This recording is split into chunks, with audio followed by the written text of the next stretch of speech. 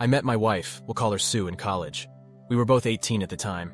We hit it off as soon as we went on our first date, and were spewing "I love you" within weeks of us dating. She kind of pursued me, but I was glad as hell that she did. We shared our deepest insecurities and secrets with each other, and when her dad passed away in her senior year of college, I was there for her through the whole ordeal. Her father had pancreatic cancer, and when he was hospitalized, I'd spend nights at the hospital with her so she wouldn't be alone. We got through it, and that point in time strengthened our bond. She told me she didn't know what she would have done if I hadn't been there for her. She called me her soulmate. I knew I was going to marry this girl, and sure enough, I popped the question about 2 years after we graduated. At that point in time, life couldn't get any better for me.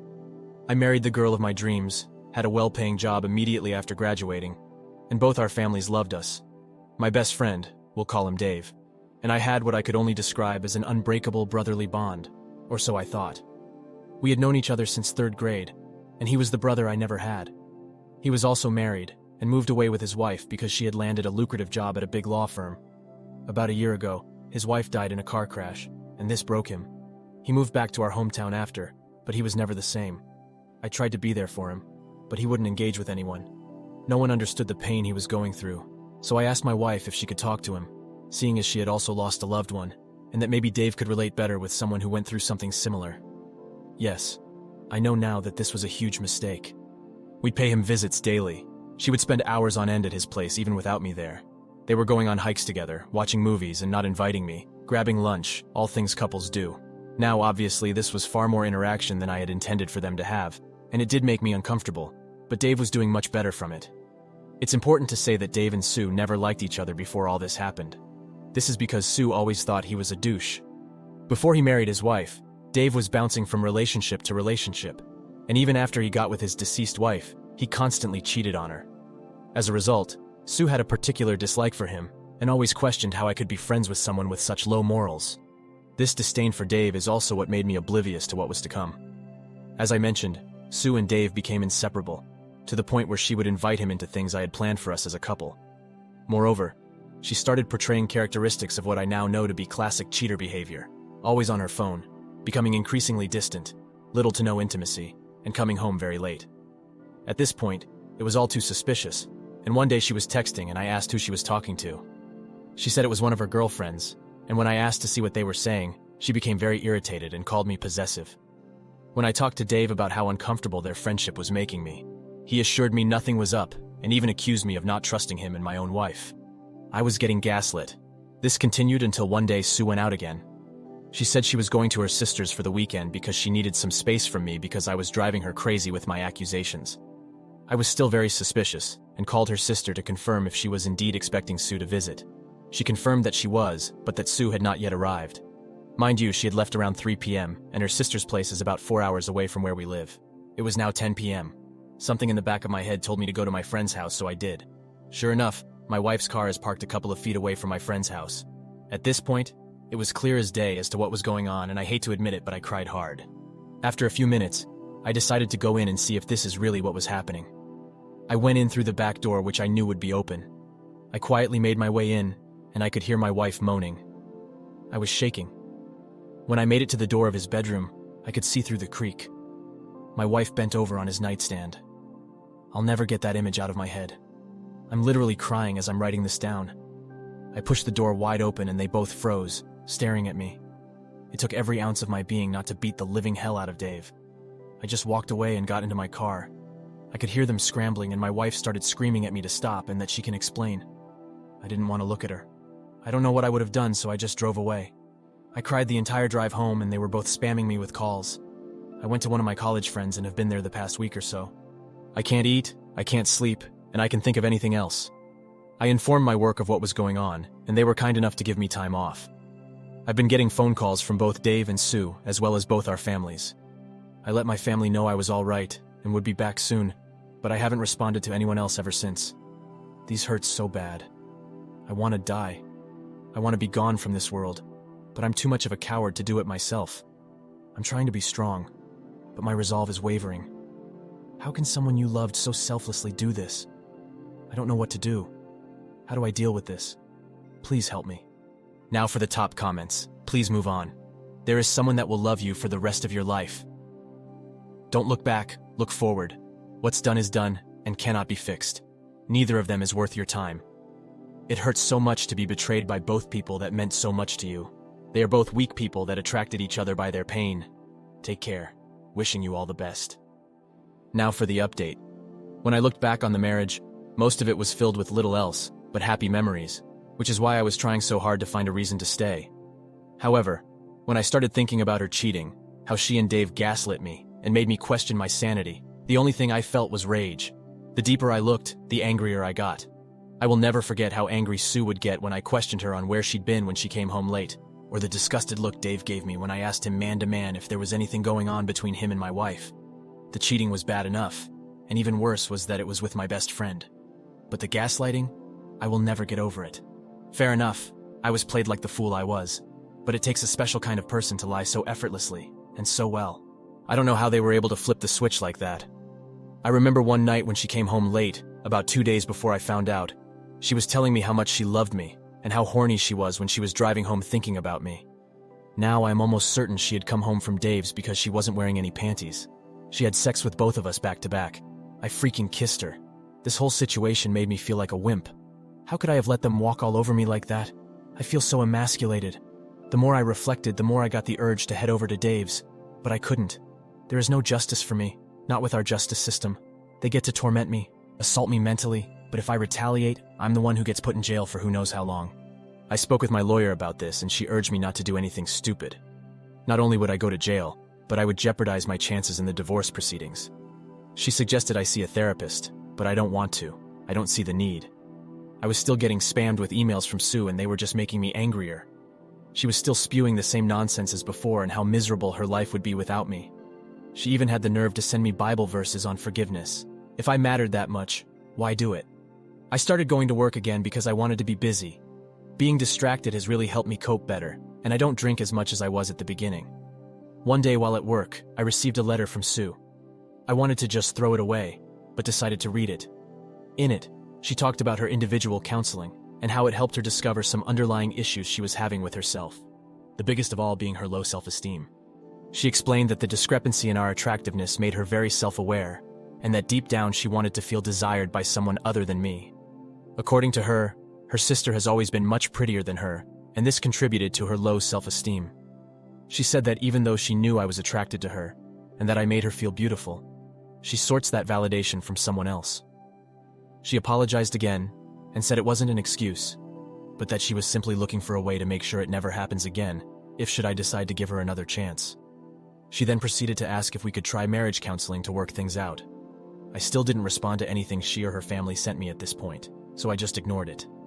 Anyway, I started the divorce proceedings, and the first order of business was splitting our finances, and unfortunately, I couldn't untangle myself from her without her consent. We each have separate accounts as well as a joint savings account, and unfortunately, I can't take what I'm entitled to from it without her, even though I make significantly more than she does and have contributed the most to the money in that account. I'll probably have to split it with her 50-50. So, I just proceeded with filing the divorce papers. She was served a few weeks ago, and then the shit show started. The very day she was served, she showed up at my apartment with the divorce petition in her hands. I don't know how she found out where I was. We just stared at each other for what felt like forever, and all the pain from that night came back. All the emotions I felt returned with renewed vigor. I almost teared up again, but I didn't. She looked like she had been crying and she rushed towards me and tried to give me a hug. I gently pushed her away, and this somehow made her hysterical. She started shouting, asking why I was giving up on us so easily, and if we could just talk it out. At this point, I figured I just wanted to get away from her.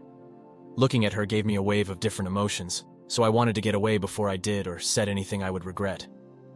I tried going back to my car, and she threw herself on the top of the hood. I asked her what she wanted, and she said she just wanted to talk things through, that we couldn't end our marriage in such a manner without at least clearing the air.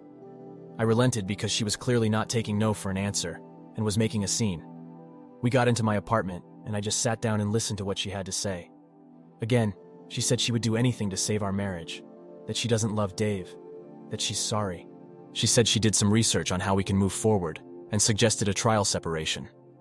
In this separation, she said I could date whoever I wanted, but that I should hold off on the divorce, and at the very least give her the chance to mend our friendship, and then our relationship as husband and wife. She suggested a lot of other crazy stuff like a one-sided open marriage in my favor, tried showing me stories of other couples who have survived infidelity, and even suggested that we should just move to a different state or even a different country, just the two of us. That part kind of hurt me because we had spoken about moving and starting our family not too long before all this shit happened. When she was done, we just sat there in silence, again just staring at each other. And then I asked her why. Why him? Why cheat on me with him, and then come back only after I caught her? She started sobbing really hard when I asked these questions. She said she felt really guilty even during the acts, but that she didn't know how to stop, that she was so deep in the affair that he didn't think of the consequences and what she was going to lose. She said that the counseling made her realize that she probably would have cheated on me at some point, if not with Dave, then with someone else. This was supposedly because of the same underlying issues that she was unaware of. I asked her if she loved Dave, and she promised me she didn't love him, that they haven't spoken since I left, and that she doesn't even know where he is now, that she loved only me and would do anything to make up for what she has done to us. I asked her if she had ever cheated on me before all of this, and she swore on her dead father that this was the first and last time. I asked her who else knew about her and Dave. She hesitated and said only her sister, but that she only knew about it a few days before I found out, and that she implored her to end it and come clean to me. I also asked her why she was begging, why she didn't just leave to be with Dave. I asked her if she was only doing this because she felt like it was the right thing to do, and not because she actually wanted to be with me. She answered saying that she was doing it because she loves me, and because she knows she made some horrible choices. We talked for a long time. A lot of crying on her end, but not for me. I had cried enough when I first found out, and didn't have any more tears to shed over this. Then I asked her if there was anything else she wanted to tell me, if there was anything else she was keeping secret. She started sobbing again and asked me not to get angry. I got really nervous when she said that. She started crying for a bit before I urged her to just say it because she was making me uneasy. Then it came out. She said she found out she was pregnant not long after I had left, and that she got an abortion because she wasn't sure who the father was. She said she thought if it turned out to be Dave's, there would be no room for reconciliation, and she felt she had to do it. I couldn't believe what I was hearing. I was in shock, and she started begging even more not to let this be the end of our relationship. I just went numb. I asked her to leave and she begged me to stay, that we still needed to talk. All this begging was simply infuriating, coupled with the news I just heard. I asked her how far along she was when she found out she was pregnant and she said a few weeks. Then it hit me. Wait, you said in an email that you only started having sex with Dave about a week before I found out. Was that a lie? She nodded. She freaking nodded. She explained that she only said that because she didn't want to hurt me with the details and was trying to minimize it. She confessed that it was physical for less than a month. She tried to console me, but I pushed her away. I asked her to leave and never come back. She tried saying something, but I just started yelling at her to leave. She asked if we could talk again once I've processed everything, and I refused. I told her I had found a job in another state and would be moving as soon as the divorce was on the way in our state. There is a 2-month cool-off period after you file.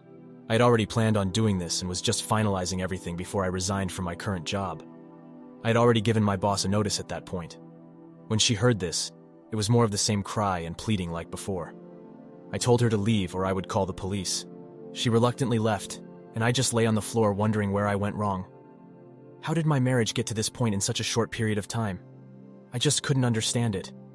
I was somewhat sure of the divorce before, but after she and I spoke, I was now sure of my decision than ever before. I ignored all efforts on Sue's end for contact again.